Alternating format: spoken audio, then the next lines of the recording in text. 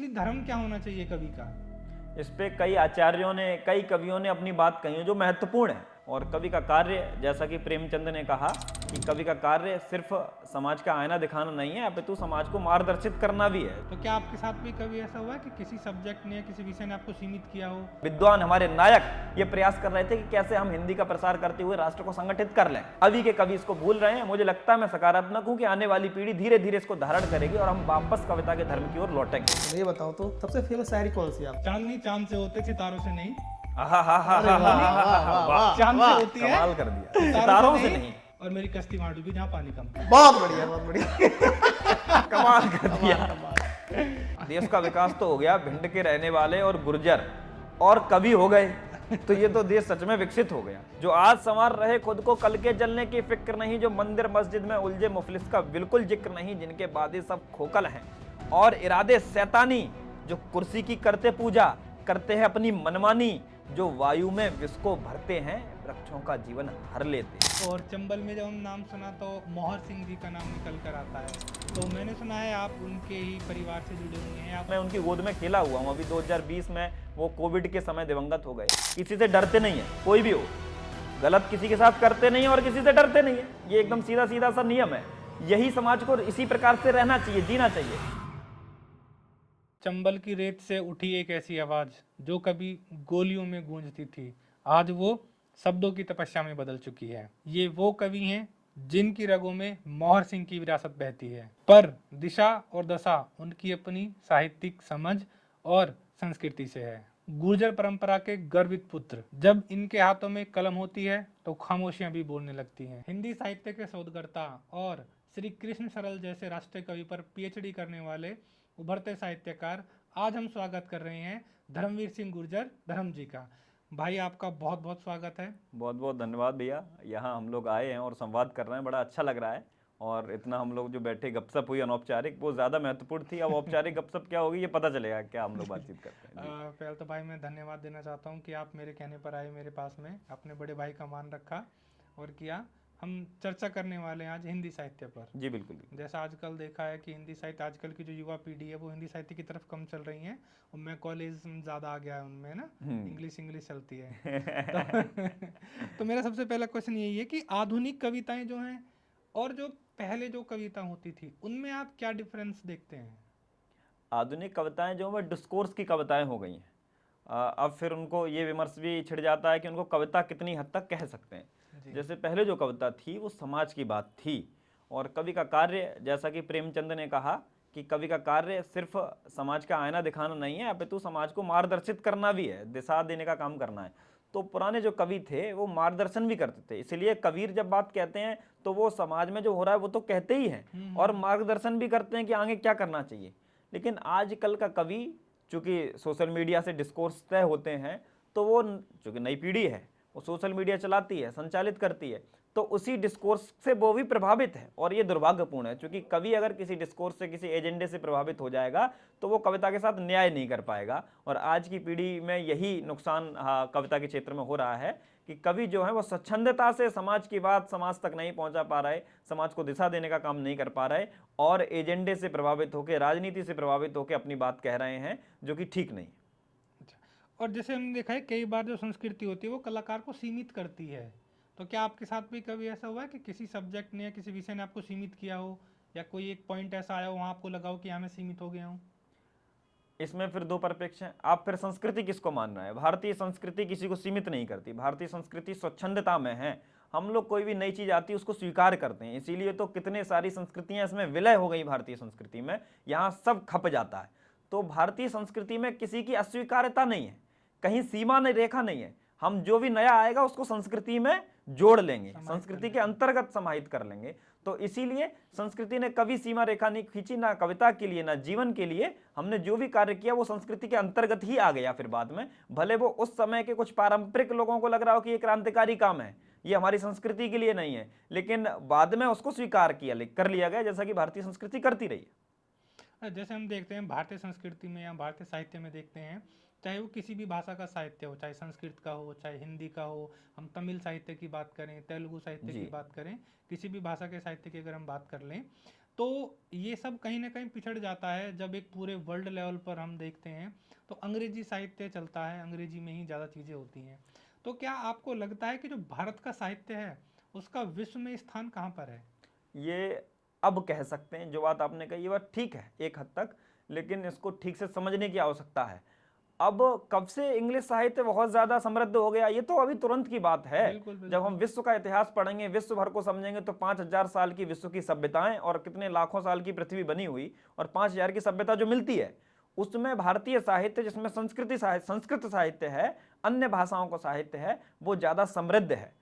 चूंकि ये अंग्रेजों ने कॉलोनियां बना के रखी, ब्रिटिश कॉलोनीज विश्व भर में थी, बिल्कुल, और बिल्कुल। जो हाल की बात है, और इंडस्ट्रियलाइजेशन उनके यहाँ 18वीं सदी में आ गया था, तो अभी जो साहित्य रचा गया वो उनका है हाल में, तो इसलिए वो ज्यादा दिखता है। लेकिन पुरातन साहित्य जब हम उठाते हैं तो वो भारतीय साहित्य है। भारतीय साहित्य अगर उससे compete करने वाला साहित्य है तो वो ग्रीक साहित्य है। और ये अंग्रेजों की चालबाजी थी, ये ब्रिटिश लोगों की चालबाजी थी कि उन्होंने ग्रीक को अपने अंदर समाहित कर लिया। ब्रिटिश अलग है, ग्रीक अलग है। वो कहते हैं कि ये भी हमारा है, वो ये आपका नहीं हमारा है। है। तो जितने भी पुराने विद्वान हुए, पुराने फिलोसोफर्स हुए, पुराना साहित्य हुआ, वो आइदर तो भारत में है जो सबसे पुरातन है, जो संस्कृत से संबंधित है, और फिर ग्रीक का है। ब्रिटिश उसमें कहीं नहीं है। बहुत नए अभी 100-200 वर्ष में, पिछले 200-300 वर्ष में अंग्रेज साहित्य आया, अंग्रेजी साहित्य आया है, जो अंग्रेजों के यहाँ, जो वेस्ट में लिखा गया, जो ब्रिटिश स्थानों पे लिखा गया, वो ज्यादा आया है। और उसकी स्वीकार्यता बढ़ी चूंकि उनकी कॉलोनियां थी, और आज भी है। ये दुर्भाग्यपूर्ण है। धीरे धीरे हमें अपने साहित्य को प्रसारित करना चाहिए, विश्व भर तक पहुंचाने का प्रयास करना चाहिए, जो आप कर रहे हैं इस माध्यम से। जी, धन्यवाद भैया। मैं जैसे भारत का जो साहित्य है तो इसमें कवि की बड़ी एक भूमिका होती है। कवि जो लिखेगा लोग समझेंगे, इसलिए एक मुझे आपने मुंशी प्रेमचंद जी का जिक्र किया तो एक कृति याद आती है, कलम का सिपाही। जैसे सिपाही रणभूमि में जाकर युद्ध करता है तो एक कवि भी सिपाही होता है, वो अपनी कलम के साथ युद्ध करता है। तो जो एक कवि है उसका असली धर्म क्या है, या असली धर्म क्या होना चाहिए कवि का? इस पे कई आचार्यों ने, कई कवियों ने अपनी बात कही है जो महत्वपूर्ण है। हम लोग कैसे समझेंगे धर्म क्या है? अपने पूर्वजों ने, अपने विद्वानों ने, अपने कवियों ने जो बातें आचार्यों ने कही, उसी से हम समझ सकते हैं। और आचार्यों ने सदैव कहा कि कवि का धर्म समाज को दर्पण दिखाना भी है, समाज को दिशा देना भी है। मैत्रीशरण गुप्त ने लिखा कि केवल मनोरंजन न कवि का कर्म होना चाहिए, उसमें उचित उपदेश का भी मर्म होना चाहिए। यानी जब हम कविता लिख रहे हैं तो सिर्फ मनोरंजन की बात ना हो, उसमें कुछ मर्म की बात भी हो। उन्होंने मनोरंजन की मनाही मत करी कि मनोरंजन मत करो, ऐसा नहीं कहा। उन्होंने कहा केवल मनोरंजन मत करो, इससे कुछ मर्म की बात, कुछ जरूरी बात, कुछ महत्वपूर्ण बात उसमें होनी चाहिए। जो बात मैंने प्रेमचंद के बारे में कही, प्रगतिशील साहित्य संघ बना तो 1936 में प्रेमचंद उसकी अध्यक्षता कर रहे थे। तो उसकी अध्यक्षीय भाषण में जो प्रेमचंद ने कहा वो बात यही थी कि कविता का काम, साहित्यकार का काम समाज के साथ चलना, राजनीति के साथ चलना नहीं है, अपितु समाज और राजनीति को दिशा देते हुए आगे मसाल लेकर चलना है। तो मसाल का काम कविता का था और मसाल का काम कविता का है। अब तथाकथित कुछ कवि वो काम नहीं कर पा रहे हैं, जैसा कि मैंने बताया शुरू में कि वो एजेंडे की कविता लिख रहे हैं। यहाँ गड़बड़ी है, क्योंकि आप समाज से प्रभावित होकर, आपको एजेंडा नहीं काम करना है, आपको समाज को दिशा देना है। आप जो बात कहोगे उससे समाज संचालित होगा। आप समाज के कुछ भ्रांतियों से, कुछ विकृतियों से संचालित हो जाओगे तो दिक्कत हो जाएगी बहुत ज्यादा। और इसलिए पुराने कवि वेल रेड हुआ करते थे। वेल रेड यानी बहुत पढ़े लिखे, पढ़े लिखे यानी अनुभवी होते थे। अगर तो उन्होंने किताबें नहीं पढ़ी तो उन्हें समाज का अनुभव होता था। कबीरदास ने लिखा कि अस कागज छुई नहीं, कलम गही नहीं हाथ। मैंने कभी कागज कलम नहीं छुआ, लेकिन उन्हें समाज का अनुभव बहुत था, विराट अनुभव था। इसलिए सदी के सबसे बड़े कवि हम 1000 वर्षों के देखते हैं तो कबीर और तुलसी है। तुलसी बड़े विद्वान थे, संस्कृत साहित्य के भी, अन्य साहित्य के भी। कबीर नहीं थे, लेकिन कबीर तब भी समाज का अनुभव उन्हें उतना था। इसलिए बड़े साहित्य जब हम गिनते हैं तो बड़े साहित्यकारों में कबीरदास का नाम आता है। तो समाज को पढ़ने लिखने वाले, समाज को जानने वाले लोग थे, समाज को दिशा देने वाले लोग थे। कविता का धर्म समाज को दिशा देने का है। अभी के कवि इसको भूल रहे हैं। मुझे लगता है, मैं सकारात्मक हूं कि आने वाली पीढ़ी धीरे धीरे इसको धारण करेगी और हम वापस कविता के धर्म की ओर लौटेंगे। जी, इतनी कम उम्र में आपका हिंदी साहित्य में रुचि आ जाना, जहाँ तक मेरी आपसे बात हुई है, मैं जानता हूँ कि आप नहीं थे, साहित्य के विद्यार्थी नहीं थे, बाद में अपने साहित्य को चुना, और इतनी जल्दी इतना ज़्यादा ग्रास्प कर लेना अपने अंदर साहित्य को, ये प्रेरणा कहाँ से आई? कब आपको लगा, लाइफ की किसी स्टेज पे आपने सोचा कि हाँ अब मुझे कवि बनना है और अब मैं साहित्य की तरफ चलता हूँ, और इतनी जल्दी इतनी सारी चीज़ें कैसे? आपका प्रश्न ठीक है। साहित्य का विद्यार्थी टेक्निकली मैं नहीं रहा, अकादमिकली मैं नहीं रहा, लेकिन साहित्य चूंकि समाज से जुड़ा हुआ विषय है, समाज से जुड़ा हुआ सब्जेक्ट है और संवेदना का विषय है, तो प्रत्येक व्यक्ति साहित्य से जुड़ा हुआ है प्रत्यक्ष अप्रत्यक्ष रूप से। तो हम सब लोग ही चूंकि संवेदनशील हैं, इसमें टर्मोलॉजी आती है काव्य शास्त्र में सहृदयता। साहित्य को कौन समझ सकता है? जो सहृदयी व्यक्ति है, जो साहित्य से जुड़ा हुआ है। असहृदयी तो हर कोई है, जी। हर व्यक्ति जो संवेदनशील है, जो उस तत्व को समझ सकता है, वो सहृदयी है। आप कवि सम्मेलन सुनते रहे हैं, कविता सुनते रहे, तो आप सहृदयी व्यक्ति हैं, आप साहित्य से जुड़े हुए हैं। बड़े भले आपने पढ़ाई लिखाई साहित्य की नहीं करी, लेकिन तब भी हाँ, जुड़ाव तो है। उसी प्रकार से मैं भी बहुत बचपन से ही इसका मैं श्रेय निरंतर बाबा तुलसी को और रामचरितमानस को देता हूँ। हमारे पिताजी थोड़ा धार्मिक प्रवृत्ति के थे, तो वो बचपन से ही रामचरितमानस पढ़ाते थे। तो बहुत कम आयु से, 5 वर्ष की आयु रही होगी, तब से मैं रामचरितमानस पढ़ता रहा। तो मुझे लगता है कहीं ना कहीं रामचरितमानस का ही वो तत्व था जो धीरे धीरे काव्य का तत्व मेरे अंदर आ गया और मैं कविताएं लिखने लगा। तो अकादमिकली बात ठीक है, मैंने 10वीं कक्षा में पढ़ी थी, उसके बाद सीधे मास्टर्स में हिंदी से एमए किया है, परास्नातक किया है। लेकिन उसके बीच में अन्य विषय पढ़ता रहा, गणित पढ़ा, विज्ञान पढ़ा, आर्ट्स के अन्य सब्जेक्ट पढ़े, इतिहास पढ़ा, भूगोल पढ़ा, राजनीति शास्त्र पढ़ा, ये सब पढ़ लिया उस बीच में, लेकिन हिंदी को छोड़ा नहीं। मैं मन से हिंदी पढ़ रहा था। ये सब पुस्तकें जो हिंदी के साहित्यकारों को, हिंदी के कवियों को अकादमिक्स में अपने सिलेबस में नहीं पढ़ रहा था, लेकिन मैं उन पुस्तकों को खरीद खरीद के पढ़ रहा था, क्योंकि रुचि उसमें थी। जी। तो वैसे पढ़ाई भले नहीं हुई हो, भले मैंने सीधा एमए हिंदी में किया है, लेकिन मैं हिंदी का विद्यार्थी सदैव से रहा, सदैव से हिंदी को पढ़ता रहा और 11वीं कक्षा से लगभग कविताएं लिख रहा हूं। तभी से काव्य गोष्ठियों में जाना आना है और पिछले 5-6 वर्षों में सक्रियता से कवि सम्मेलनों में सहभागी हो रहा हूँ। तो चंबल से निकलकर जहाँ पर गोलियों की आवाज़ गूंजती थी और आप हिंदी साहित्य में आए और आप अपने शब्दों की कलम से आप हमारे इस वातावरण को गुंजा देते हैं। तो मुझे ये बताइए, आपको जो प्रेरणा मिलती है वो सबसे ज़्यादा प्रेरणा कौन सा कवि देता है, जिसको देखकर आपको लगता है कि मैं कम से कम ऐसा तो बन जाऊं? कई कवि हैं, एक नाम ले पाना कठिन होता है। हम सबके जीवन में कई लोग हमें गढ़ते हैं, समाज हमें गढ़ता है, अपना परिवार गढ़ता है। और अगर अध्ययन के क्षेत्र में तो कई विद्वान, कई फिलोसोफर, कई आचार्य गढ़ते हैं, जिनको आप निरंतर पढ़ते चलते, उनके संस्कार आपके अंदर पढ़ते जाते हैं। तो ऐसे कई कवि हैं जिनके संस्कार मेरे अंदर आए हैं, उनको मैं पढ़ता हूँ, उनसे प्रेरणा लेता हूँ। ऐसे दिनकर जी हैं, ऐसे तुलसीदास है जो मैंने नाम लिया, जो शुरुआत से बचपन में तुलसीदास को ही पहले पढ़ा। फिर मैंने बच्चन जी को बहुत शुरुआती दिनों में पढ़ा था, तो बच्चन जी, हरवंश राय बच्चन मेरे बहुत पसंदीदा हैं। फिर मैंने दिनकर जी को पढ़ा, फिर नागार्जुन को पढ़ा। ये 4 नाम में ले सकता हूँ जिनको मैंने शुरुआती दिनों में, स्कूल के दिनों में पढ़ लिया था।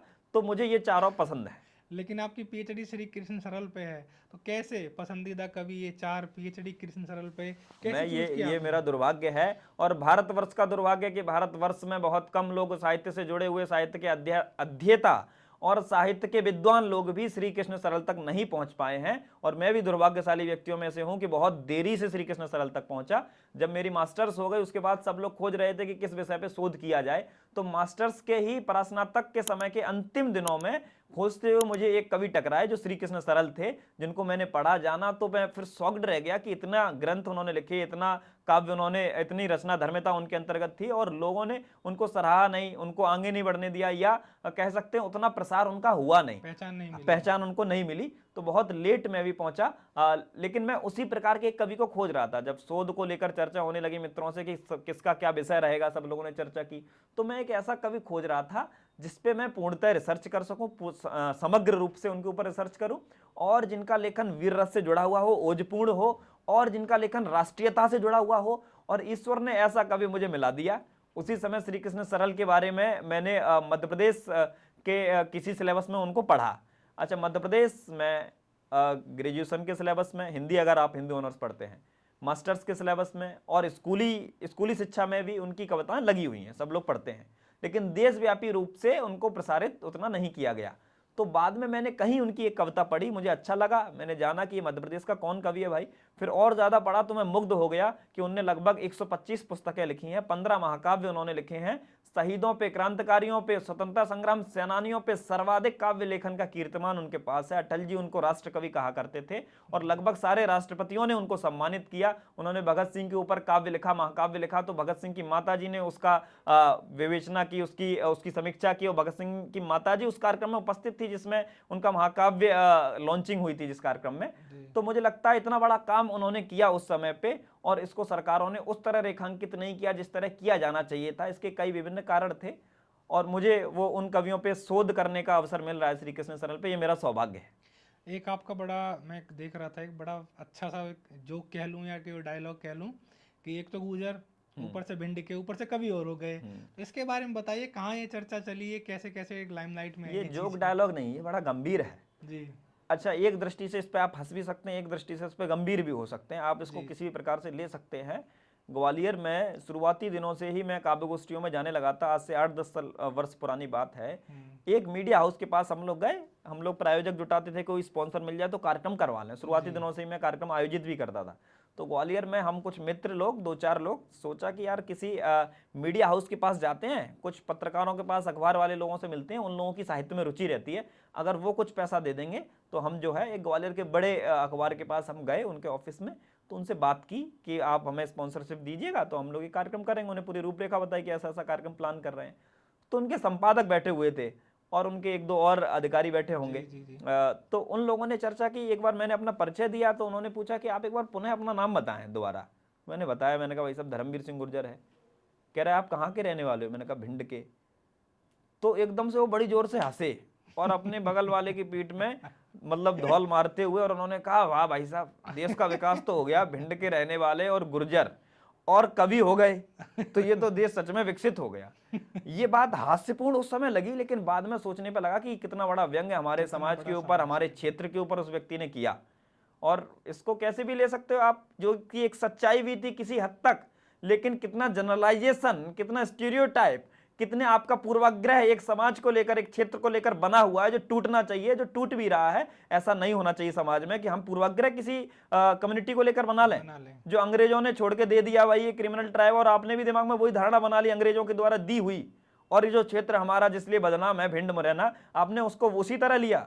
आपको नहीं पता क्या कि हमारे यहाँ कितने कितने महान लोग हुए। रामप्रसाद बिस्मिल को भूल गए कि आप मुरैना का नाम लेते हुए? आप भूल गए पृथ्वीराज चौहान वहां पे शिवलिंग की स्थापना की है, वहां पे वटेश्वर मंदिर बने हुए हैं जिनको 64 योगिनी मंदिर कहते हैं, जहां से पुरानी संसद हमारी बनी हुई है। हाँ, वहां पे कर्ण जहां पे पैदा हुए थे, कुंती का मायका वहां पे है। ये लोग ये चर्चा करते हुए चंबल की आप भूल गए थे।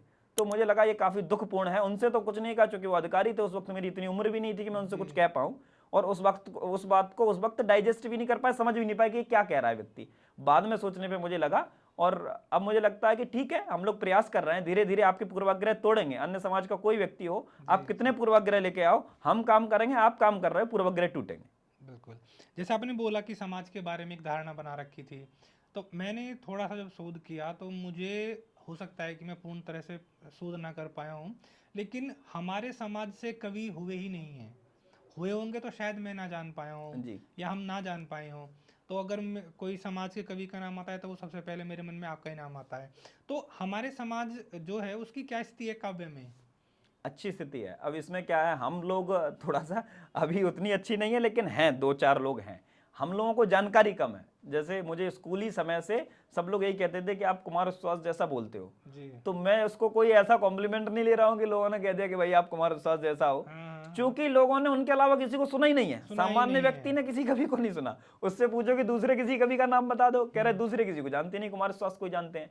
तो उसी प्रकार से उन लोगों की रीच अन्य किसी कवि तक नहीं हुई। उसी प्रकार से आप अगर कवि सम्मेलन क्षेत्र को ठीक से जानते तो लाड़ सिंह गुजर एक कवि हुआ करते थे मध्य प्रदेश के, और बहुत प्रसिद्ध कवि रहे वो अपने समय के। 2008-9 के आसपास एक सड़क दुर्घटना में 3-4 कवि एक साथ सड़क दुर्घटना में, हादसा में दिवंगत हो गए थे। उसी में लाड़ सिंह गुजर भी हुए थे। तो वो एक बड़े कवि हमारे समाज के हुए थे। उसके बाद 2-3 कवि और हैं जो अभी समकालीन अभी भी हैं, कवि सम्मेलन के मंचों पे एक्टिव हैं। मनोज गुर्जर भैया हैं, वो हास्य कवि हैं, वो काफी प्रसिद्ध हैं। सुंदर कटारिया भैया हैं, 1-2 लोग और हैं। समाज के 3-4 कवि हैं जिन्हें मैं जानता हूं, ऐसे हैं। और खोजने पे 10 तक मिल सकते, 10-15 मिल जाएंगे, लेकिन ये संख्या भी कम है। जब आज के समय में देश में लगभग 5000 से अधिक कवि है, तो आप 10 हैं तो आप उसमें कहीं नहीं है, आप पॉइंट में भी नहीं आ रहे 5000 में 10 में। बिल्कुल। जैसा आप वीर रस के साधक हैं, आप वीर रस का पाठ करते हैं। आप मैंने देखा जब भिंड की बात हुई तो आपके अंदर एक वो वीर रस की भावना आई। तो वीर रस की जो भावना है ये क्या कहीं से कवि से आई है आपके अंदर, या बचपन से थी? आपने वीर रस को ही क्यों चुना? ये हमारे क्षेत्रीयता है। जो बात उन्होंने कही ना, जो उन पत्रकार ने कही, उस संपादक ने कही, उस बात में जो कहा गया था, जो पूर्वाग्रह था, वो तो गलत था, लेकिन वहां ये सब आया क्यों, ये महत्वपूर्ण है। वहां जिसको गुंडागर्दी लोग कहते हैं, वो गुंडागर्दी नहीं था, वो अन्याय के खिलाफ लड़ने वाली लड़ाई थी, जो सैकड़ों वर्ष लड़ी गई चंबल में, जो बगावत वहां पोषित की गई, जिसके लिए हम लोग लड़ते रहे कि हम कोई अन्याय सहन नहीं करते थे। कोई अगर गलत काम करता था तो उसका विरोध करते थे। तो वो जो उग्रता है, वो जो हमारे क्षेत्र में, हमारी मिट्टी में है और जो हमारी कम्युनिटी में भी है, जो हम लोगों ने निरंतर किया, तो वही ओज तत्व वहां से हमारे पास आया। और चंबल का शायद ही कम ढूंढने पे मिलेंगे चंबल से कोई ऐसा गीतकार निकला हो, हालांकि बगल में ही ग्वालियर है जी, और जी, ग्वालियर से तानसेन है, तानसेन की जी, नगरी जी, है ग्वालियर, जी। तो वो बगल में मिल सकता है। लेकिन चंबल के लोग वो उतने ही वीरता के साथ, उतने ओज तत्व के साथ आज भी हर घर से, चंबल के हर घर से एक जना सिपाही है, जी। आइदर पुलिस में हो और सेना में हो, यानी राष्ट्र की सेवा के लिए सिपाही हर घर से एक है। तो हम लोग उसी तरह का ओजपूर्ण ढंग से जीते हैं, हमारी मिट्टी में वो है, मिट्टी से हमारे पास आया है, विरासत में मिला है। आपका कहीं लेख था, मैं वो पढ़ रहा था कि चंबल में सबसे ज्यादा लाइसेंसधारी बंदूकें हैं। हाँ और चंबल में जब हम नाम सुना तो मोहर सिंह जी का नाम निकल कर आता है। तो मैंने सुना है आप उनके ही परिवार से जुड़े हुए हैं, आप उनसे जुड़े हुए हैं। हाँ, तो हम उनके उनसे बारे बिल्कुल में ठीक बताइए बात कि आप किस तरह से आप जुड़े हुए हैं जो या बात उन। आपने कही है बिल्कुल सटीक है, तथ्यपूर्ण है, जी ऑन डॉक्यूमेंट है गवर्नमेंट के, कि पूरे देश में सबसे ज्यादा लाइसेंसी बंदूक भिंड जिला में है। जी अगर चुनाव के समय बंदूक जमा होती हैं तो उस डिपार्टमेंट में एम्प्लॉय कम पड़ जाते हैं, वो लाइसेंस इकट्ठे नहीं कर पाते, बंदूकें जमा नहीं कर पाते, और बाद में जब लोग लेने आते हैं तो दे नहीं पाते हैं। इतनी बंदूकें हैं वहां, हजारों की संख्या में बंदूकें हैं, लगभग हर घर में एक लाइसेंसी बंदूक तो है ही, किसी के यहाँ 2-3 है, इसका हमारे यहाँ रीजन भी है क्या जैसे। है? रीजन क्या रहा इसका? इसका रीजन उस समय चूंकि बागी ज्यादा थे, तो अपनी आत्मरक्षा के लिए हर व्यक्ति बंदूक सरकार से मांगता था, और सरकार उस वक्त दे भी देती थी कि भाई ज्यादा बागी हैं यहाँ पे, किसी भी गांव में कभी भी बागी लोग आ जाते थे, तो उसको लेकर अपनी आत्मरक्षा के लिए सबको बंदूकें दी गई। अब आज उसका कार्य नहीं है, आज बंदूकें चलाने का ऐसा कुछ होता नहीं है, अब वो चीजें समाप्त हो गई। अब बंदूक वहां आभूषण के तौर पे रह गई है। आप किसी शादी ब्याह में वहां जाएंगे, आप किसी शादी के आयोजन में जाएं, किसी अन्य आयोजन में जाएं, तो आप वहां सैकड़ों बंदूकें, एक आयोजन में 100+ बंदूकें आप गिन लेंगे। मतलब इतना आदमी आता है जो बंदूक लेके आता है, हर तीसरा आदमी बंदूक टांग के आता है। तो वो पुरुषों का आभूषण बन के रह गया है। आज वहां वो बातें नहीं है, क्योंकि अब पहले से लाइसेंस ही है तो उसका उपयोग हो रहा है आभूषण के तौर पे। जो बात आपने दादा मोहर सिंह के बारे में कही, मैं जहां रहता हूं वहां से नजदीक में उनका घर था, मैं उनकी गोद में खेला हुआ हूं। अभी 2020 में वो कोविड के समय दिवंगत हो गए। जी और उस समय जिस वक्त वो दस्यु थे 1960 के दशक में, जी जिस समय वो बागी थे, उस समय चंबल में कई गिरोह हुआ करते थे। माधो सिंह का गिरोह जो मोहर सिंह दादा के साथी था, उससे पहले मान सिंह का गिरोह, कई ऐसे गिरोह थे। और जब उनकी पारिवारिक कलह, अधिकतम लोगों की जमीन के मामले थे, जिसकी वजह से केवल फूलन देवी का मामला अलग है, बाकी जितने भी मामले रहे, पान सिंह तोमर की फिल्म आपने देखी होगी, बिल्कुल, और सोन चिरैया फिल्म देखी होगी, जी, जितनी जी। फिल्में बनी है उसमें 2-3 फिल्मों में सही दिखाया गया है, जमीन के मामलों से लोग बागी बन जाते थे, किसी किसी का विरोध रहता था, सत्ताएं उस तरफ से संचालित नहीं थी, यानी न्याय नहीं कर रही थी सत्ताएं। जो जमींदार हुआ करता था या जो ज्यादा पैसा वाला है, वो पैसा देके सरकार को, प्रशासन को अपने साथ मिला लेता था, जिसकी 2-4 बीघा है उसकी कब्जा कर लेते थे। तो इस प्रकार की चीजें चल रही थी। तो जिसका कब्जा किया जाता था वो फिर चुप नहीं रहता था, क्योंकि चुप रहने का काम है ही नहीं, वो तो बगावत का काम है, वो बंदूक लेके बागी हो जाता था एक आध मर्डर करके। तो इसी प्रकार से मोहर सिंह भी परिवार में कलह हुआ, तो उनको जमीनी विवाद में उन्होंने फिर, जिससे उनका विरोध था, प्रशासन के पुलिस के पास गए, तो पुलिस ने भी मार पिटाई इनकी ही की, इनको अंदर जेल में बंद कर दिया। जब छोड़ा उसी दिन वो निकले, बंदूक ली, और जिसके जिसके खिलाफ लड़ रहे थे केस, उसी को मार दिया, और बाद में बागी हो गए, बाद में जंगल में चले गए, बीहड़ में चले गए। चूंकि अब आपने किसी को मार दिया है, अब पुलिस आपको पकड़ेगी, तो अब आपके पास क्या चारा है? अब आप परिवार के साथ घर पे नहीं रह सकते, बीहड़ जाने का रास्ता था। बीहड़ में पहुंचे तो लोगों ने, जो उस समय दस्यु थे, बड़े बड़े नाम थे, बड़े बागी थे, उन लोगों ने मना कर दिया कि हम आपको अपने गिरोह में नहीं लेंगे।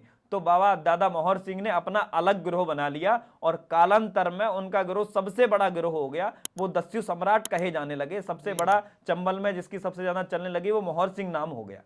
लेकिन उनकी नीतियां थी एक अल्टरनेटिव सरकार, मैं लगातार ये बात लोगों को बताता हूं, एक अल्टरनेटिव सरकार वो चलाते थे, न्यायपूर्ण सरकार चलाते थे।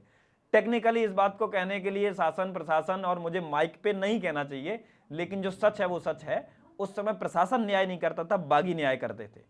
तो लोग, गांव के लोग भी, अपनी गांव में कोई बात हो गई, बहस हो गई, कोई दिक्कत हो गई, समस्या हो गई, कोई भी अगर परेशानी आती थी, तो सरकार के पास नहीं जाते थे, प्रशासन के पास नहीं जाते थे, पुलिस के पास नहीं जाते थे, उनको दमनकारी समझा जाता था, बागियों के पास जाते थे कि बागी न्याय करेंगे, और न्याय होता भी था।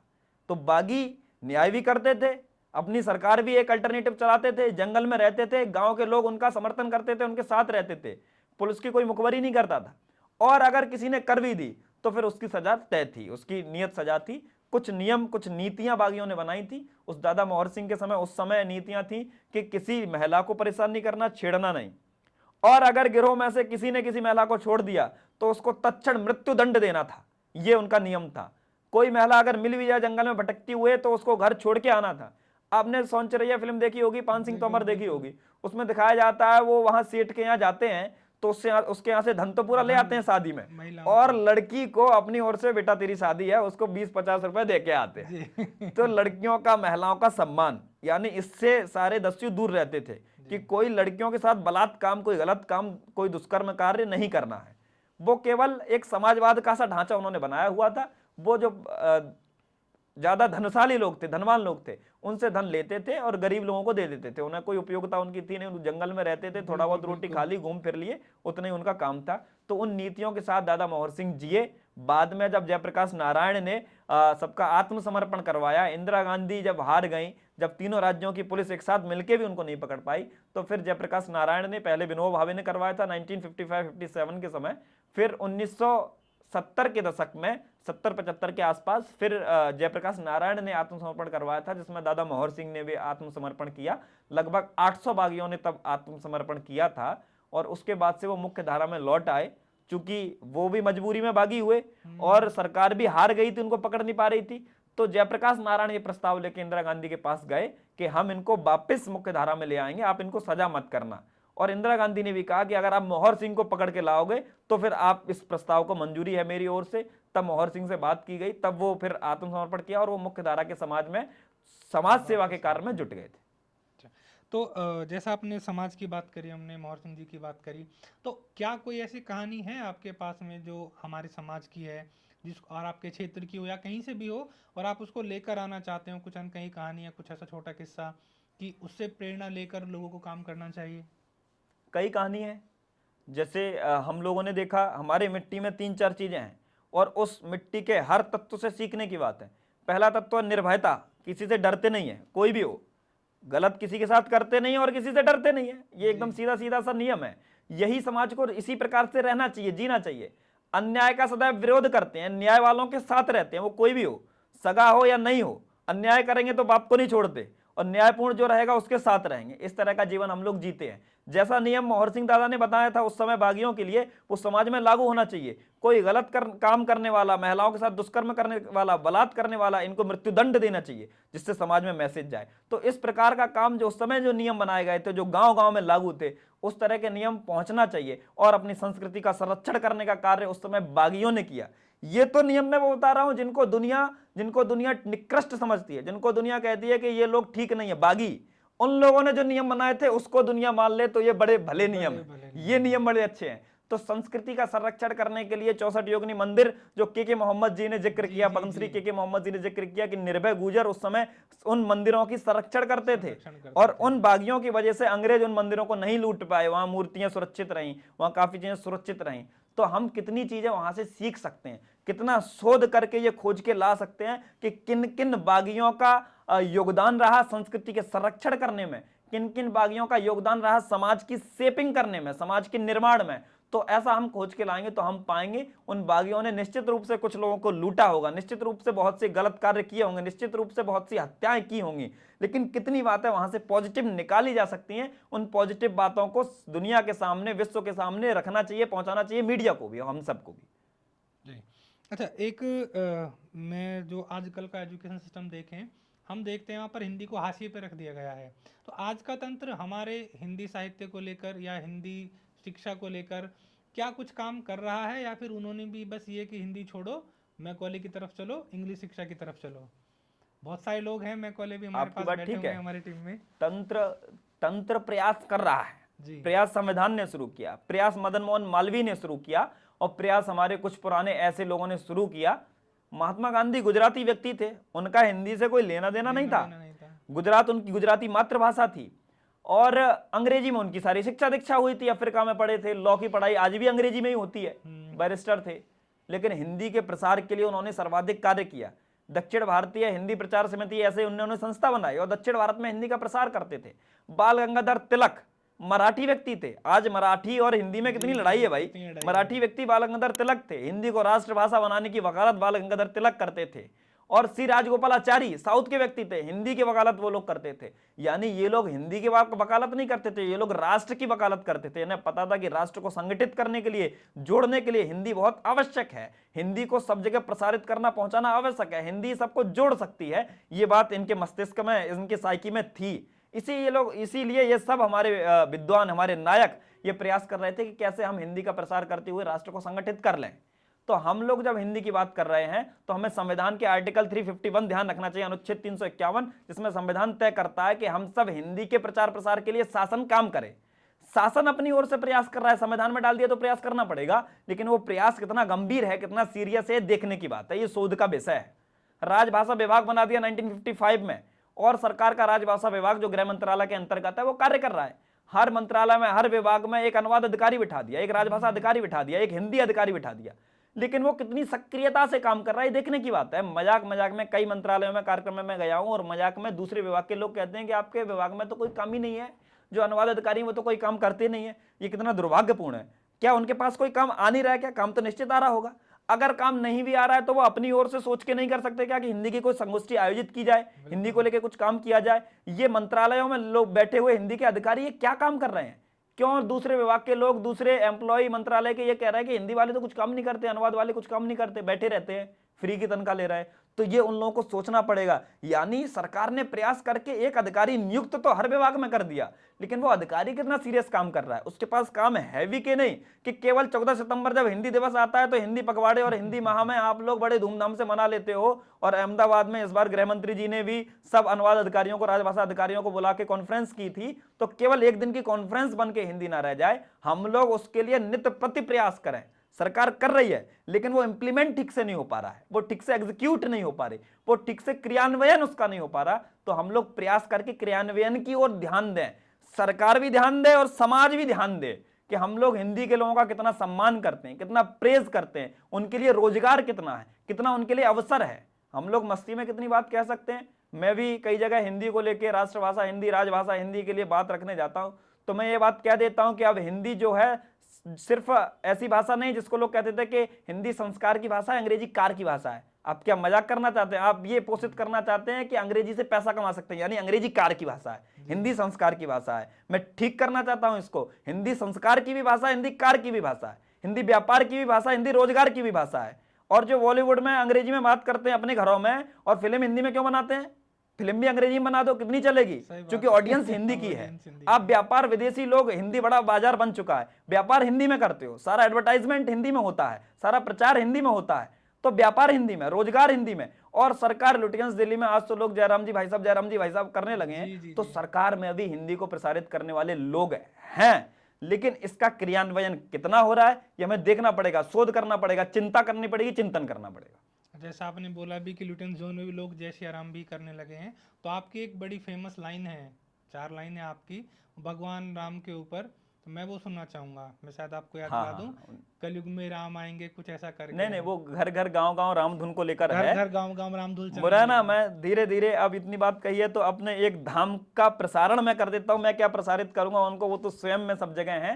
रतनदास पटिया वाले का आश्रम है। प्रधानमंत्री मोदी जब मुरैना गए तो उन्होंने भी जिक्र किया, सोनिया गांधी गई, यानी पक्ष विपक्ष कोई मुरैना जाए, वहां की राजनीति पटिया वाले से ही शुरू होती है। पटिया वाले का नाम अपन को लेना पड़ेगा, उनका जयकारा लगाना पड़ेगा, तब आप मुरैना में, चंबल में कहे जाएंगे। तो देश के जो बड़े धार्मिक आयोजन होते हैं, अगर हम 10 बड़े धार्मिक आयोजन का नाम लें तो उसमें एक पटिया वाले करे धाम सरकार पे जो धार्मिक आयोजन होता है, CAPM मिलन उसको कहते हैं, उसका नाम है, अप्रैल के महीने में होता है। उसमें लाखों श्रद्धालु आते हैं और लाखों श्रद्धालुओं का भंडारा होता है नियमित रूप से। 10 दिन वो कार्यक्रम चलता है। देश भर के राम कथा के विद्वान वहां आते हैं, प्रवचन होते हैं उनके। इतना बड़ा कार्यक्रम देश भर में कुंभ के अलावा कोई दूसरा नहीं होता, ये मैं कह सकता हूं। पूरे कुंभ के बाद अगर कोई कार्यक्रम सबसे बड़ा है राम के नाम का, तो वो कार्यक्रम है CAPM मिलन, जो मुरैना में होता है कराधाम सरकार पे। तो वहां कराधाम में रतनदास पटिया वाले जो वहां के सिद्ध थे, उन्होंने ये शुरू किया था आज से 30 साल पहले। और राम धुन का काम उन्होंने शुरू किया, राम का नाम जपते थे और आश्रम में रहते थे। उस समय उन्होंने कुटिया बनाई हुई थी, आज वो भव्य मंदिर धाम बन गया है, हम सबकी श्रद्धा का केंद्र है। तो 24/7 वहां पे राम धुन चलती रहती है, सीताराम सीताराम, राधे श्याम जय राधे श्याम। और गांव-गांव के लोगों की ड्यूटी लगती है, रोज गांव की होड़ लगती है कि आज राम का नाम कौन सा गांव लेगा, फलाना गांव लेगा। उस गांव की टीम आएगी, वो आज राम का राम धुन करेंगे 24 घंटे, अगले दिन दूसरे गांव की टीम आएगी, और ये अनवरत जारी है, पिछले 30 वर्षों से अनवरत जारी है। किसी भी दिन आंधी हो, तूफान हो, भूकंप हो, बाढ़ हो, किसी भी दिन ये राम का नाम वहां रुका नहीं है, वो दैवीय स्थान बन गया है। उसको ध्यान करते हुए अभी पिछले 2-4 वर्षों में हरगिरी महाराज चंबल के हैं, उन्होंने ये प्रकल्प उपक्रम चलाया कि हम जिस प्रकार से एक मंदिर पे एक स्थान पे रामधुन चला रहे हैं, ऐसे ही घर घर 24 घंटे की रामधुन करनी चाहिए। तो घर के कई लोगों ने, जैसे आप अपने घर पे 24 घंटे रामधुन कर सकते हैं, अपने परिवार के अपने रिश्तेदारों को बुला के सीताराम सीताराम, राधे श्याम राम राम का नाम 24 घंटे लेंगे पूरा परिवार बैठ के। तो ऐसा आयोजन घर घर होने लगा। इससे प्रभावित होकर मैंने 4 पंक्तियां लिखी। घर घर गांव गांव रामधुन चल रहा, दुष्ट दानवों को राम मति मिलने लगी। घर घर राम का नाम पहुंच गया, और राम का नाम कुछ अभी नहीं पहुंचा कि सरकार आने से पहुंच गया हो। राम का नाम बाबा तुलसी ने पहुंचाया, रतनदास पटिया वाले करा, हम सरकार ने पहुंचाया, सरकार क्या पहुंचाएंगी, ये तो हम संत समाज के लोगों ने पहुंचाया, कवियों ने पहुंचाया। घर घर गांव गांव रामधुन चल रही, दुष्ट दानवों को राम मति मिलने लगी, और राम जी की चाह में हमारी चाह घुल गई, राम जी के काज को भी गति मिलने लगी। और बरसों से सो रहे जो पाप की रजाई ओढ़, ऐसे कुंभकर्णों की नींद खुलने लगी, और पांव अंगद का जो जमने लगा है प्रभु, रावणों से शासकों की नींव हिलने लगी। पांव अंगद का जो जमने लगा है, तो अंगद का पांव जम रहा है, और जो रावण तत्व वाले लोग हैं उनकी नींवें हिलेंगी। अब क्या बात है, बहुत शानदार लाइन्स हैं आपकी। अच्छा भैया, मैं ये पूछना चाहता हूँ, जो आजकल इतना पॉल्यूशन हो रहा है, तो ये कोई वैज्ञानिक या शासन का मुद्दा तो है ही नहीं, एक राष्ट्रीय संकट भी है, तो इसके बारे में आपके क्या विचार हैं? ये तो बड़ा खतरा है, और दुर्भाग्यपूर्ण ये है कि कोई इस पे विचार नहीं कर रहा, कोई इस पे शोध नहीं कर रहा, कोई इसकी चिंता नहीं कर रहा। ये बड़ा दुर्भाग्यपूर्ण है। संकट कोई आना दुर्भाग्यपूर्ण नहीं है, संकट आते रहते हैं, राष्ट्र पे कई प्रकार के संकट निरंतर आते रहे। कुछ संकट दिखते हैं, अगर पड़ोसी फौज अपने ऊपर आक्रमण करेगी तो दिख जाएगा कि फौज आ रही है। बिल्कुल। ये पता नहीं चल रहा आपको कि गड़बड़ कितनी हो रही है, लेकिन ये बड़ी गड़बड़ हो रही है।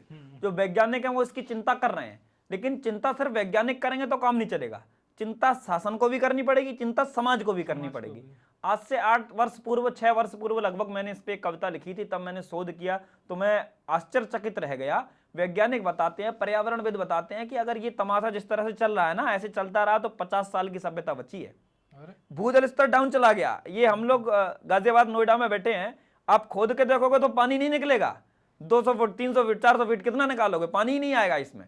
तो नीचे भूजल स्तर खत्म होता चला गया है ना, और समुद्र का जल स्तर निरंतर बढ़ रहा है। मालदीव पे संकट है, तो वो किस दिन डूब जाए मालदीव कुछ पता नहीं है। बिल्कुल। कुछ ऐसे राष्ट्र हैं जो समुद्र के किनारे ही बसे हुए हैं, समुद्र के किनारे के शहर 10 साल बाद, 20 साल बाद डूब जाएंगे, ऐसा पर्यावरणविद बताते हैं।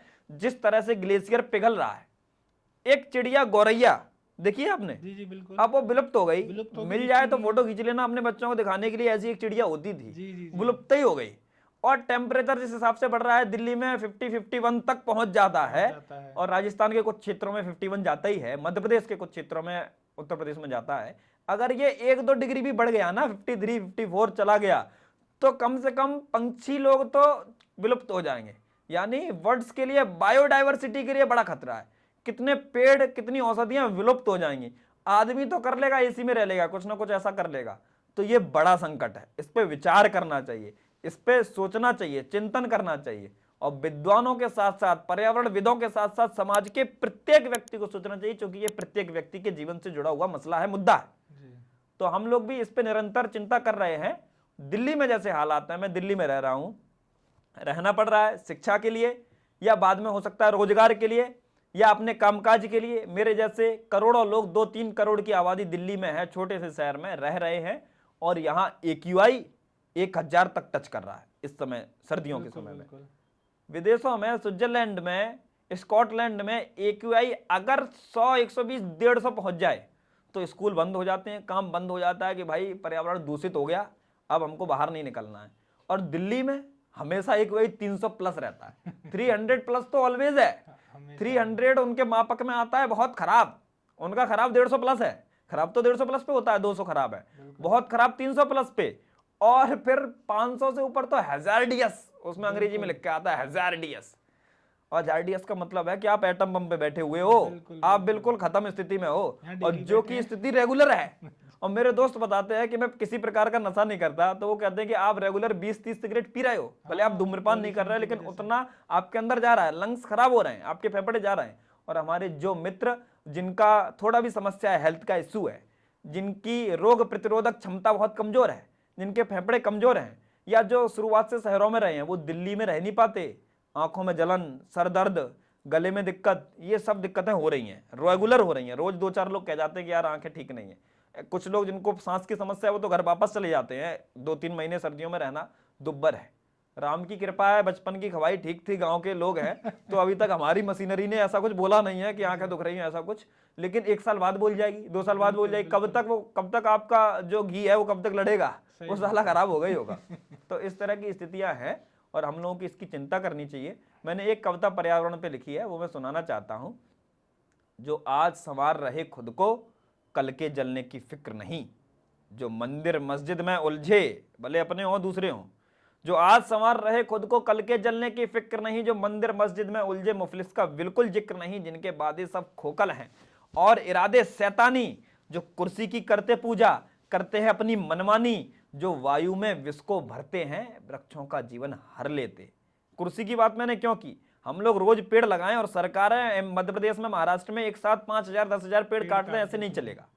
जो वायु में विष को भरते हैं, वृक्षों का जीवन हर लेते, खुद को अगर दुनिया दिखती हो औरों को अंधा कर देते।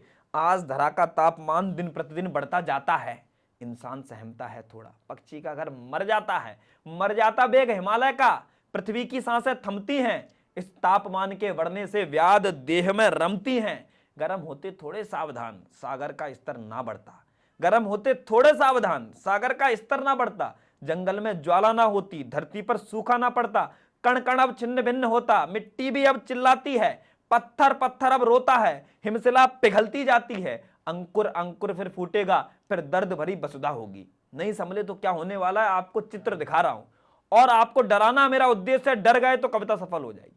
अंकुर अंकुर फिर फूटेगा, तब दर्द भरी वसुधा होगी, खाने को दाना ना होगा, पानी की बूंद हवा होगी, ये आधुनिकीकरण, ये तकनीकी का कल तुमको ले डूबेगा। We are talking about modernisation and artificial intelligence.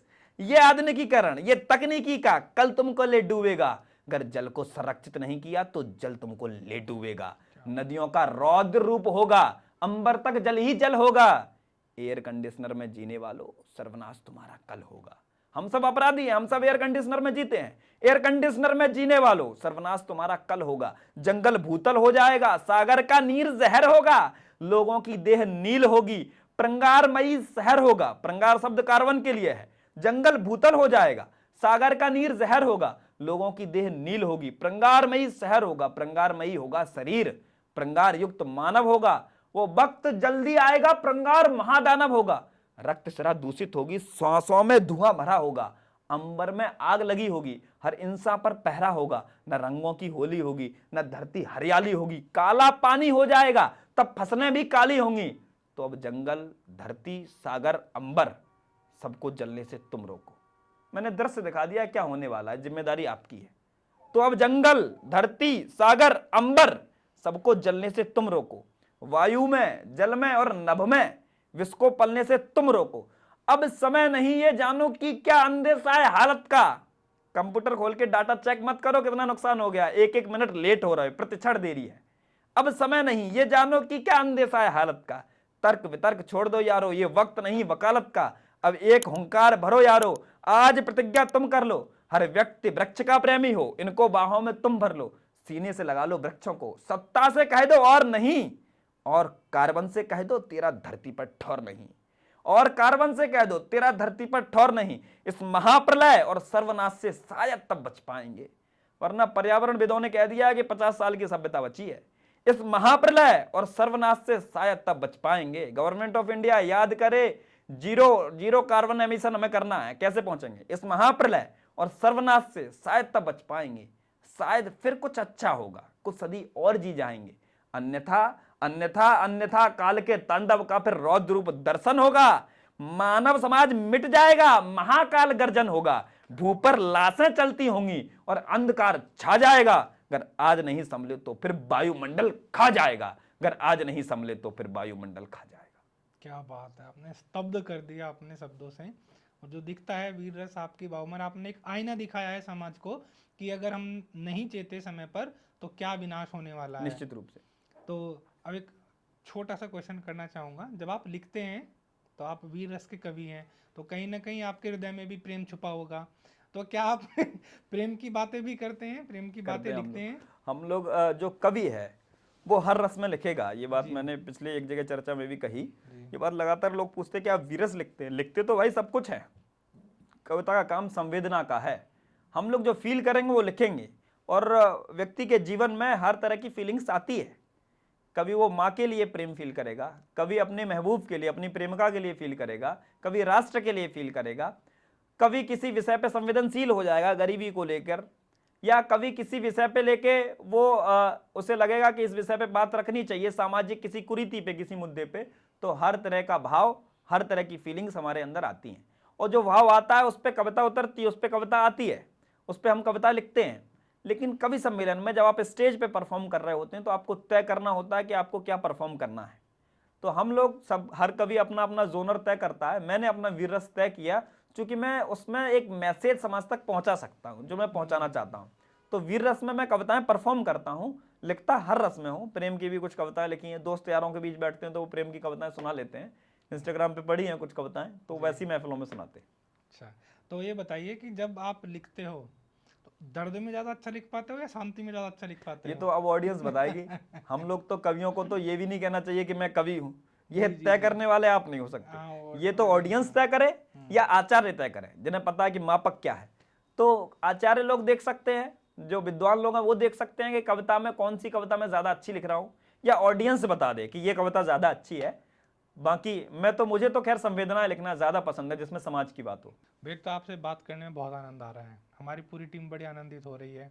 तो आपसे क्वेश्चन पूछने के लिए लोग बोल रहे थे हमारे टीम मेंबर्स, तो हमारे मनोज भाई हैं जो कि डायरेक्टर भी हैं हमारे जीएमई के, ये आपसे कुछ क्वेश्चन पूछना चाहते हैं। इनका कोई क्वेश्चन है आपके लिए, तो मनोज भाई आप प्लीज़। जी सर, मेरा आपसे क्वेश्चन है। एक कहावत हमने बचपन से सुनी है, जहाँ ना पहुँचे रवि वहाँ पहुँचे कवि। ऐसी कौन सी जगह है जहाँ पर रवि नहीं पहुँच पाए, कवि पहुँच गए, और ना ही आज तक विज्ञान और तर्क पहुँचा है? बड़ा महत्वपूर्ण प्रश्न है। गंभीर रूप से उत्तर दूसरा है, लेकिन पहले मैं शुरू दूसरे उत्तर से करता हूँ। कुमार जी ने एक जगह इसका उद्धृत किया था कि जहां ना पहुंचा रवि वहां पहुंचा कवि कैसे हुआ। ये दो लड़के थे, एक रवि नाम का, एक कवि नाम का। ये क्रिकेट खेल रहे थे, 2-4 लोग, दोस्त लोग, और बॉल चली गई नाली में जी। तो उनने पहले रवि ने उठाने का प्रयास किया, और 2-4 लोगों ने किया होगा, महेश ने, दिनेश ने, नहीं उठाया तो कवि ने उठा ली जी। तो फिर कहावत कही कि जहां ना पहुंचा रवि वहां पहुंच गया कवि। लेकिन ये गंभीर बात है, और साइकोलॉजी के जनक, फादर ऑफ साइकोलॉजी, हम लोग समझते हैं सबसे बारीक चीज साइकोलॉजी है, मनोविज्ञान है जी। क्योंकि वो दिख तो नहीं रहा लेकिन है। तो जहां मनोविज्ञान नहीं पहुंचा वहां कविता पहुंच गई। ये बात मेरा कहना नहीं है, ये मेरा वाक्य नहीं, मेरा सेंटेंस नहीं है, ये फादर ऑफ साइकोलॉजी फ्रॉइड कह रहे हैं। तो फ्रॉइड का ये स्टेटमेंट है, wherever I go I found poetry has been there before me. मैं जहां नहीं पहुंच पाया वहां कविता वहां मुझसे पहले पहुंच गई, जहां मनोविज्ञान नहीं पहुंच पाया वहां पोइट्री पहुंच गई। ये बात मैंने नहीं कही, ये साइकोलॉजी के फादर ने कही, ये जनक ने कही साइकोलॉजी की, ये फ्रॉइड ने कही। तो महत्वपूर्ण बात है कि जहां सच में हमारे मनोविज्ञान नहीं पहुंच सकता, मस्तिष्क नहीं पहुंच सकता, वहां कविता पहुंच जाती है, चूंकि कविता का कार्य संवेदना का है। बिन पद चले बिनय बिन काना। जी जी। तो ये बात बाबा तुलसी ने जब लिखी तो बिना पैर के चल रहा है, बिना कान के सुन रहा है, सुनय बिन काना। तो ये कौन है? ये ईश्वर के बारे में लिखते हुए, राम के बारे में लिखते हुए ऐसा लिखते हैं। ये तत्व कैसे आ पाएगा? बिना पैर के चलने वाला मनोविज्ञान नहीं पहुंच पाएगा, ऐसा भी कुछ हो सकता है क्या? ये कविता वाला व्यक्ति लिख सकता है। हमारे कवि मित्र साथी बड़े भाई अवसार शुक्ल लिखते हैं कि बच्चे को माँ की गोदी में नींद सुकू की लेते देखा, तब से नींद नहीं आई है, घर जाने की सोच रहा हूँ। ये जो बात है ना, बच्चे को माँ की गोदी में नींद सुकू की लेते देखा, तब से नींद नहीं आई है, घर जाने की ये संवेदना, ये कविता वहां तक पहुंच सकती है। मनोविज्ञान नहीं पहुंच पाएगा कि एक जो व्यक्ति है, मैं यहाँ बैठा हूं, मैंने एक बच्चे को अपनी माँ के साथ देखा है तो मुझे अपनी माँ की याद आ गई। मनोविज्ञान इतना नहीं पहुंच सकता, यहाँ कविता ही पहुंच सकती है, ये वो संवेदना पहुंच सकती है, वो काव्य तत्व पहुंच सकता है। तो कविता वहां पहुंची, ये बात टेक्निकली भी प्रूवन है, ये हम सब महसूस भी करते हैं। तो हमें लगता है कि निश्चित रूप से ये कहावत सही है, जहां ना पहुंचा रवि, जहां सूर्य की किरणें तक नहीं पहुंच सकती, वहां कविता पहुंचती है, वहां संवेदना पहुंचती है, वहां भाव पहुंचता है, वहां फीलिंग्स पहुंचती है। बिल्कुल सही कहा आपने। तो सबसे फेमस शायरी कौन सी है आपकी? अरे मुझे बहुत, जितना बड़ा मैं कवि हूँ ना, अच्छा जितने बड़े साइंटिस्ट मोदी जी हैं मैं उतना ही बड़ा कवि हूँ। अच्छा। हम सब लोग तो हाँ, इनसिक्योर रहते हैं कहीं भैया हमारे फील्ड में आ गए तो इधर से भी रोटी गई। खतरनाक मेरी कविता सबसे- लिखते हैं। मैं अपनी सबसे कोई एक शायरी खतरनाक लाइन सुनाइए हमें। सुनाता हूँ। ये जो सुना मेरी दो, सबसे- वो वाली सुना दो। चलो मैं सुनाता हूँ। अच्छा, चांदनी चांद से होते सितारों से नहीं, आहा हा हा अरे हा वाह हा वाह हा वाह वाह, वाह चांद से वाह, होती है, कमाल कर दिया। सितारों से नहीं, और मेरी कश्ती वहां डूबी जहाँ पानी कम था। बहुत बढ़िया बहुत बढ़िया। कमाल कर कमाल दिया। कमाल। भैया हमारा एक क्वेश्चन होता है सभी गेस्ट के लिए हम्म, कि अगर हम एक दिन के लिए आपको सारी पावर्स दे दें भारत की, हम्म, राजनीतिक पावर भी आपको दे दें, सारी पावर आपको दे दें, हम्म। तो आप हिंदी साहित्य में क्या बदलाव करना चाहेंगे? हिंदी को लेके मुझे लगता है R&D, रिसर्च एंड डेवलपमेंट बहुत कम है। हम लोगों को हिंदी का रिसर्च ठीक करना चाहिए। मैं जिस विश्वविद्यालय में शोध कर रहा हूँ, दिल्ली विश्वविद्यालय में, हिंदी के 1500 शोधार्थी इस समय इनरोल्ड हैं। 1500 लोग PhD कर रहे हैं हिंदी में, दिल्ली यूनिवर्सिटी में। अच्छा, एक यूनिवर्सिटी में हिंदी के इतने शोधार्थी हैं तो देश भर में कितने होंगे? और हजारों होंगे। अच्छा, आप एक बात बताओ, मेरा ऐसा आकलन है, देश भर के छोड़ दो, अगर पूरे देश में ही 1000-1500 शोधार्थी हों हिंदी के, और वो अगर सीरियस रिसर्च कर रहे हों, तो हिंदी दुनिया की सबसे बड़ी भाषा बन जाए। बस वो 1500 ही सीरियस कर लें। लेकिन देश भर में 10-20 हजार कम से कम शोधार्थी हिंदी का होगा, सारे विश्वविद्यालयों में, गवर्नमेंट प्राइवेट सारे विश्वविद्यालय मिला के। और दुर्भाग्यपूर्ण स्थिति है कि उसमें 0.1% भी सीरियस गंभीर रूप से रिसर्च नहीं कर रहे। ये कहते हैं वो तो 2 महीने में लिख जाएगी, जमा कर देंगे, उससे लिखवा लेंगे, जमा कर देंगे, खरीद लेंगे रिसर्च। इस तरह के वाक्य जब चलते में आने लगे, अपनी बातचीत में रेगुलर आने लगे, यानी हिंदी की स्थिति दयनीय है। और ये इन शोधकर्ताओं की वजह से, ये इन विद्वानों की वजह से, जो तथाकथित शोधकर्ता हैं, तथाकथित विद्वान है, जिन्हें सच में कोई जानकारी नहीं है। काउंट उंगलियों पे लोग हैं देश में, हिंदी के विद्वान गिनेंगे तो उंगलियों पे हैं, अच्छे शोधकर्ता गिनेंगे तो उंगलियों पे हैं। तो हमें कम से कम हिंदी में रिसर्च बढ़ानी चाहिए। और मेरा व्यक्तिगत रूप से ऐसा प्रयास, मतलब मैं चाहता हूं जीवन में कुछ करूं कि हिंदी का कोई रिसर्च इंस्टीट्यूट मैं अगर ओपन कर सका तो उसके लिए मैं प्रयास करूंगा, हिंदी भाषा को लेकर भी, लिंग्विस्टिक को लेकर भी, और हिंदी साहित्य को लेकर भी। तब उसका प्रसार होगा, तब हिंदी समृद्ध होगी, तब हिंदी में आगे काम हो पाएगा वर्षों वर्षों तक। अच्छा, हमारे GME जो हम गुरुदर्श मिशन एजुकेशन एडटेक चलाते हैं, इसके बारे में आपके क्या विचार हैं? हम सबसे पूछते हैं, तो अपने विचार हमारे बारे में हमें भी आईना दिखाने का काम कीजिए। नहीं नहीं, इसमें आईना दिखाने की तो कोई बात नहीं, और प्रशंसा की भी कोई बात नहीं, लेकिन विवेचना की बात है। और जो पॉजिटिव है आपके लिए, मतलब मुझसे लोग पूछते हैं कि ये किस प्रकार का कार्य है एक समाज का, एक कम्युनिटी को लेकर, मैं इसको बहुत पॉजिटिव मानता हूँ। अगर कोई व्यक्ति अपने घर में एक दीवार की पेंटिंग कर रहा है तो क्या घर की पेंटिंग नहीं हो रही क्या? अगर एक दीवार में, घर के एक कमरे में रोशनी कर रहा है तो घर की रोशनी नहीं हो रही क्या? तो पूरे देश में जहां इतना बड़ा कम्युनिटी गुर्जर समाज है, उसमें अगर आप एक कम्युनिटी के लिए भी शिक्षा का काम कर रहे हैं ना, तो आप राष्ट्र का कार्य कर रहे हैं। ये काम राष्ट्रीय है, ये सामाजिक काम द्वितीय है, दूसरे नंबर पे प्राथमिक रूप से राष्ट्रीय कार्य है। आप राष्ट्र के लिए कार्य कर रहे हैं, एक कम्युनिटी का अपलिफ्टमेंट कर रहे हैं। अपने घर के बाहर का बना हुआ गड्ढा अगर आप भर रहे हैं तो आप सड़क निर्माण में सहायता कर रहे हैं गवर्नमेंट की, सरकार की, प्रशासन की। ये काम जो सरकार को करना चाहिए था, शासन को करना चाहिए था, वो एक समाज सेवा के नाते आप कर रहे हैं। आप शिक्षा देने का प्रयास कर रहे हैं एक कम्युनिटी में, भले तो एक कम्युनिटी, आपने अपना दायरा चुना। हम लोग, मैं कोई प्रधानमंत्री नहीं हूं, और हर कोई प्रधानमंत्री भी भगवान नहीं है कि वो सारा काम कर ले। तो प्रयास करते हैं, सबको अपना अपना एक तय करना चाहिए कि हमको ये काम करना है। मैंने तय किया कि मैं साहित्य के क्षेत्र में कार्य करूंगा, उसी से राष्ट्र की सेवा करूंगा। तो आप अपना एक चीज तय करके हर व्यक्ति को राष्ट्र की सेवा करने का एक उपक्रम बनाना चाहिए। आप बधाई के पात्र हैं, आपने एक उपक्रम बनाया, एक स्टेज तैयार की कि मैं गुर्जर कम्युनिटी के लिए एक मिशन के तौर पर एजुकेशन घर घर पहुंचाने का काम करेंगे। तो अपलिफ्टमेंट ऑफ सोसाइटी होगा। इससे एक समाज जो सामान्य भारतीय समाज से पढ़ाई लिखाई में पिछड़ा हुआ है, जो प्रशासन शासन में कम है, शिक्षा के क्षेत्र में कम है, वो शिक्षा के क्षेत्र से जुड़ेगा। ये दैवीय उपक्रम है, ये कोई सामान्य उपक्रम नहीं जो आपने किया है। और आप डिजिटली चूंकि पहुंच रहे हैं तो देश भर में पहुंचेंगे, दुनिया भर में पहुंचेंगे। मुझे लगता है ये बड़ा अच्छा काम है और आप सौभाग्यशाली जो ये काम कर रहे हैं।